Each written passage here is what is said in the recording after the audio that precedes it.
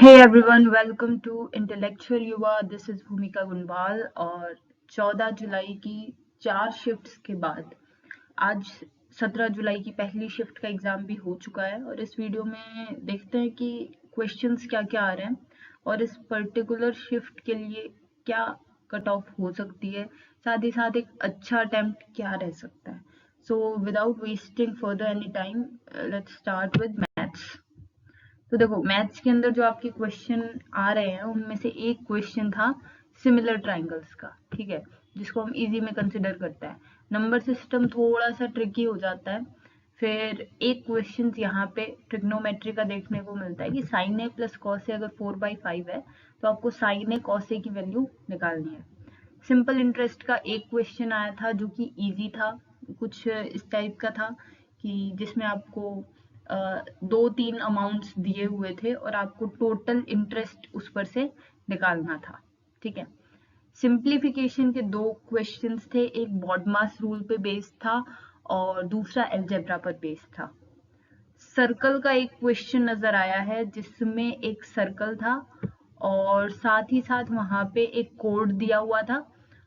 जो सर्कल का सेंटर है वो अगर इस कोड को परपेंडिकुलर काटता है तो इस परपेंडिकुलर डिस्टेंस की लेंथ दे रखी है, रेडियस आपको बता रखा है. आपसे ये पूछा गया था कि कोड की लेंथ कितनी होगी. ठीक है. पेरीमीटर ऑफ ट्राइंगल के ऊपर एक क्वेश्चन था.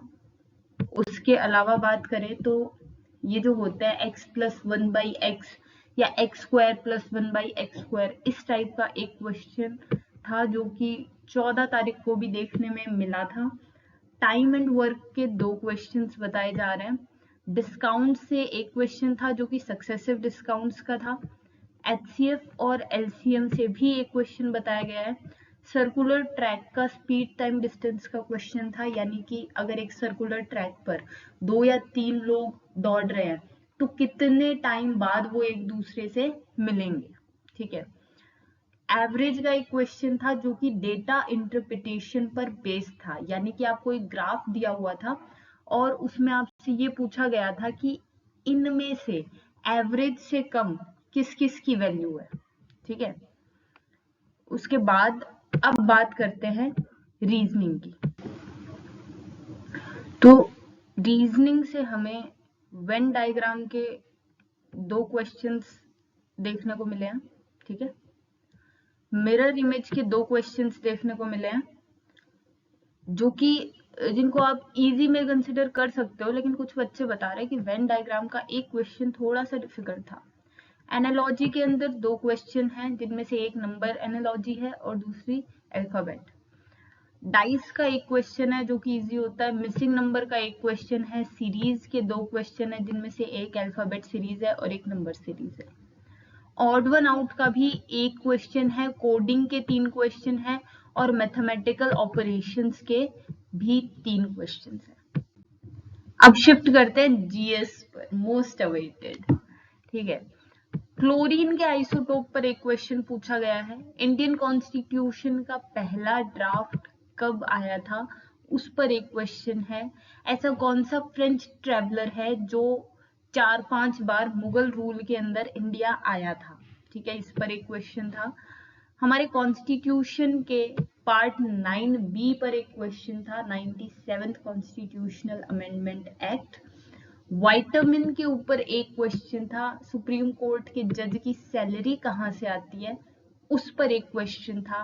कैग आर्टिकल 148 पर एक क्वेश्चन था. तो आप देख पा रहे हो कि जो आपका पॉलिटी है वहां से 4 क्वेश्चन हर पेपर के अंदर आ ही रहे हैं. ठीक है. तो ये वो 4 क्वेश्चन हैं जो शिफ्ट 1 17 जुलाई के पेपर में आए. ज्योग्राफी की बात करें तो कुमाऊं हिमालयाज पर एक क्वेश्चन आया था. उसके बाद डांसेज पर 2 क्वेश्चन आए हैं. एक ओडिसी डांसर से आया है और ये है एक्चुअली दलखाई डांस. ठीक है. तो दलखाई डांस से एक क्वेश्चन आया है. एक क्वेश्चन था कि अक्टूबर नवंबर के अंदर कौन से एरिया में बारिश होती है इंडिया में. ठीक है. यानी कि अक्टूबर नवंबर में मॉनसून कहाँ हिट करता है. एक क्वेश्चन आपका पीएम रोजगार योजना से था कि ये कौन से 5th ईयर प्लान के अंदर इसको इंट्रोड्यूस किया गया। अब बात करते हैं इंग्लिश की। इंग्लिश में स्पेलिंग एरर के 2 क्वेश्चन थे, गलीबल का एंटोनिम पूछा हुआ था, वो कैब में एक और वर्ड था कंसेंट, एरर से एक क्वेश्चन था, क्लोज टेस्ट बताया जा रहा है, इजी था, सेंटेंस रीअरेंजमेंट का भी एक क्वेश्चन था और एक्टिव पैसिव से भी एक क्वेश्चन था। इंग्लिश के अंदर एक गुड अटेम्प्ट कितना हो सकता है, अप्रोक्सीमेटली 23, ठीक है। अगर बात की जाए जीएस के अंदर ये अटेम्प्ट कितना हो सकता है अच्छा अटेम्प्ट, तो आई वुड से 12 to 15, ठीक है, कम है, लेकिन ये वो चांसेस हैं कि जब आप कोई भी नेगेटिव मार्किंग नहीं कर रहे हो, जब आप श्योरिटी के साथ अटेम्प्ट कर रहे हो। मैथ्स की अगर बात करते हैं तो मैथ्स में 22 to 23 कोई आराम से कर सकता है। रीजनिंग का भी सेम सीन है, 23 24 आप आराम से कर सकते हो, ठीक है।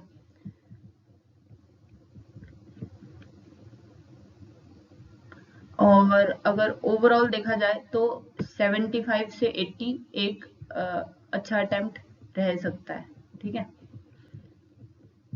दैट्स ऑल फॉर नाउ, मिलते हैं अगली शिफ्ट के एनालिसिस के साथ। टिल देन, जय हिंद।